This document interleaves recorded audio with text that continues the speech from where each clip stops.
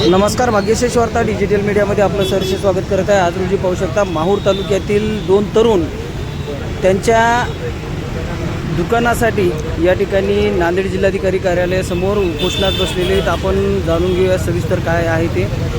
पुढील प्रमाणे आजचा तिसरा दिवस आहे, सविस्तर माहिती जाणून घ्या।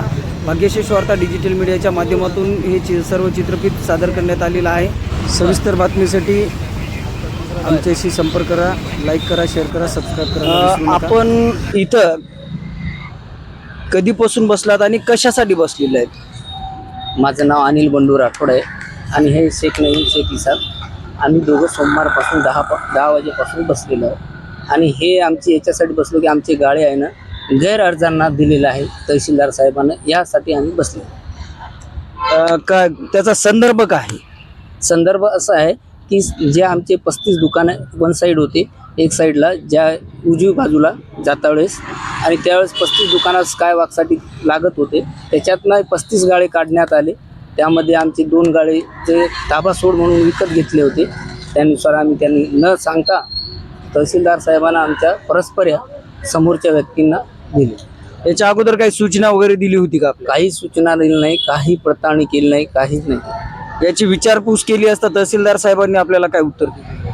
विचारपूस केलेली असता तर आम्ही यादीनुसार दिलेले आहे, बाकी आम्हाला माहीत नाही। मी म्हटलं आमच्याजवळ प्रूफ आहे, तर न पाहता आम्ही हात जोडून विनंती केली, न्याय मागितला। जर त्यांनी दंड अधिकारी आहे, न्याय नाही दिला असता तर आम्ही न्याय मागायला कोणाला?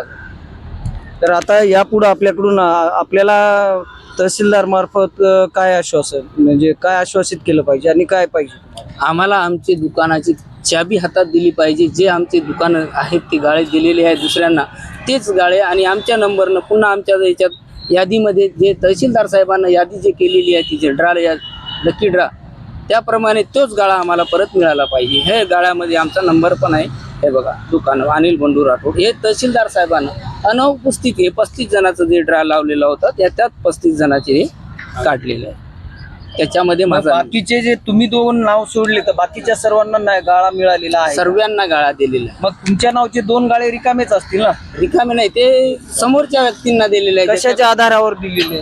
काहीच आधार नाही आहे त्यांचा। आम्ही 2009 मध्ये आमचा जे व्यवहार झालेला होता, त्यांचा गाळा सोडून हक्क त्यांचा घेतला होता आम्ही, ते मोबदला देऊ, आणि त्यांनी 2002ची यादी लावलेली। यादीनुसार यांनी दिलेलं आहे त्यांना बाकी काय। 2002 नुसार यादी लावलेली आहे, पण प्रत्यक्षात आता दुकानावरती ताबा कुणाचा होता? आतापर्यंत आमचा होता 8 महिने पहिले। आता 8 महिन्यानंतर त्यांना दिलं, जे लकी ड्रा करून त्यांना दिलं, आमच्याच नावाचं लकी ड्रा। दुकानाची मोडतोड करण्यात आली किंवा त्या ठिकाणी जे काम करण्यात आले ते कशासाठी केलेलं आहे? ते स्कायवॉकसाठी दिलेलं आहे, आणि त्यांनी आमच्याकडनं असं सांगून घेतलेलं आहे की तुम्हाला तात्पुरतं गाळा जे बांधत आहे आम्ही 35 जणांचे, ते आम्हाला तुम्हाला देणार आहे, म्हणून आम्ही हक्क सोडला। नाहीतर आम्ही परस्पर पहिलेच लिहून घेतलं असतं की कारण बा आमचं असं ना असं आहे सर, आम्हाला लेखी द्या, त्यानंतर आम्ही उठतो।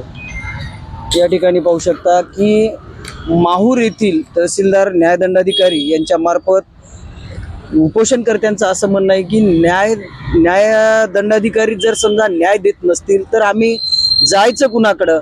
हा माहूरकरांवरती खराच अन्याय झालेला आहे का? त्यांना न्याय मिळेल का? या प्रतीक्षेमध्ये ते आज जिल्हाधिकारी कार्यालयासमोर आमरण उपोषणास बसलेले आहेत। आपण त्यांचा आजचा तिसरा दिवस आहे। या ठिकाणी वेगवेगळ्या संघटनेचे पदाधिकारी कार्यकर्ते आलेले आहेत। आपल्यासोबत ऑल इंडिया पॅन्थर सेनेचे जिल्हाध्यक्ष आहेत, आपण त्यांच्याकडून जाणून घेऊया। सर, आपण या प्रकरणाबद्दल काय बोलाल? सर्वप्रथम तर मी या प्रशासनाचा निषेध करतो। कोणत्याही प्रकारची नोटीस न देता या प्रकारे या गाळाधारकांची जे दिशाभूल केलेली आहे, ती दिशाभूल सुधारण्यासाठी प्रशासनानं त्यांच्याशी संवाद साधून परिपत्रक देऊन त्याची जी अडचण आहे ती दूर करावं। ती जर अडचण त्याचे गाले ते जर दुकान त्याला जर मिळालं नाही तर आम्ही ऑल इंडिया पॅन्थर सेनेच्या वतीने मोठे आंदोलन छेडू असा इशारा देतो।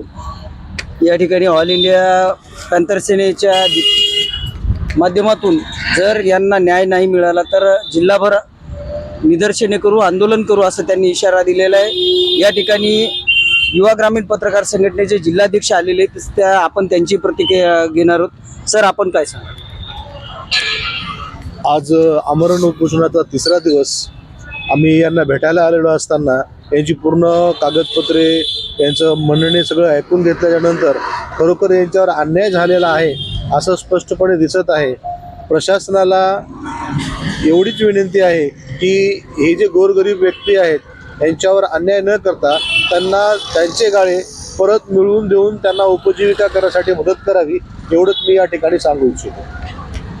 धन्यवाद सर. खरंच उपजीविका ही महत्त्वाचा घटक आहे आयुष्य जीवनामधला, आणि आज उपजीविका त्यांची बंद पडलेली आहे.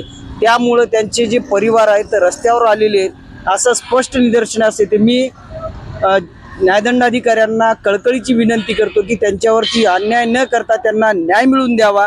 आपणही कमेंटमध्ये कमेंट करून सांगावं की यांच्यावर अन्याय झालेला आहे, यासाठी प्रशासनानं काय करावं.